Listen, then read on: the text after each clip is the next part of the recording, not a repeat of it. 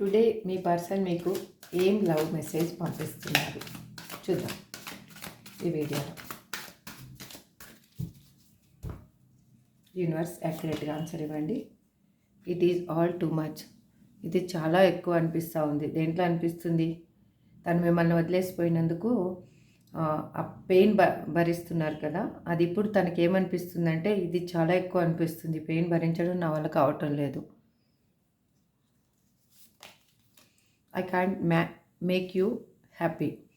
నిన్ను సంతోషంగా అసలు ఉంచలేకపోయాను, సంతోషంగా చూసుకోలేకపోయాను. ఇప్పుడు దూరమైనందుకు బాధపడుతున్నాను. The heat between us is intense. నా హార్ట్లో ఉన్న ఫీలింగ్స్ ఎలా బయటికి చెప్పాలి అసలు అనేది నాకు తెలియటం లేదు. These feelings are eating me alive. నాకు ఈ పెయిన్ఫుల్ సిచ్యువేషన్ వల్ల నీకు దూరం అయ్యింది. నాకు ఎలా అనిపిస్తుందంటే ఈ బాధ అంతా నన్ను బ్రతుకుండగానే చంపుకొని తింటున్నాయి. ఈ ఆలోచనలన్నీ, నీకు చేసిన ద్రోహం. I can't come to you now. మీ దగ్గరికి ఇప్పుడు నేను రాలేని సిచ్యువేషన్లో ఉన్నాను. I cry at night.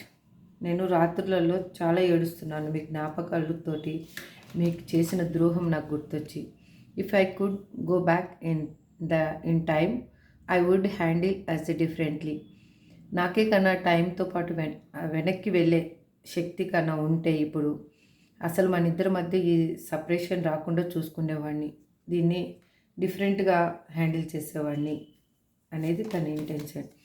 Why do I feel this way. అసలు నేను ఎందుకు ఇలా ఆలోచిస్తున్నాను అనేది నాకు తెలియటం లేదు. ప్రతి విషయాన్ని ఓవర్ థింకింగ్ చేస్తున్నాను. నువ్వు లేకుండా నువ్వు దూరమైనందుకు నాకు బాధ అనిపిస్తుంది. నేను వద్దనుకునే నేను వెళ్ళాను, కానీ ఆ ఫీలింగ్స్ నుంచి నేను బయటికి రాలేకపోతున్నాను. ఎందుకు థింక్ చేస్తున్నాను తెలియటం లేదు. నాకు ఇప్పుడిప్పుడు అర్థమవుతుంది మన ఇద్దరిది ఈ జన్మ సంబంధం కాదని. I'm afraid to lose you. నిన్ను ఎక్కడ దూరం చేసుకుంటాను అని నాకు చాలా భయం వేస్తుంది, ఎందుకంటే నేను చేసిన తప్పు అలాంటిది కాబట్టి అని నీ person feeling. Will you leave me like the others.